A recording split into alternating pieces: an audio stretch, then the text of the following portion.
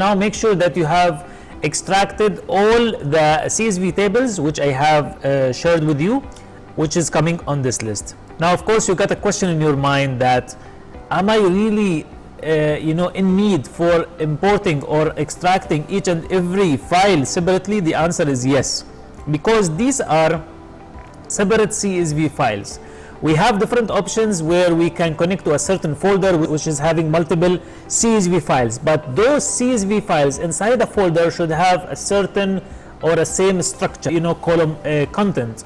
So if we have different files with different column structures, how we can get it all at once instead of importing multiple files individually?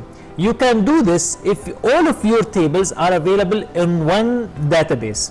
If it is available in one database, the same example which I have shown you for importing from MySQL, I was having multiple tables and I don't need to go and import each one individually because they are all coming under one database. So if this is what you want, you can simply connect to one database which will contain multiple tables, and you can just check on all the tables which you want, and then after that with one click you will be able to extract and connect with all of these tables at once. So I just wanted to keep this as a note, that please don't be limited to use CSV file.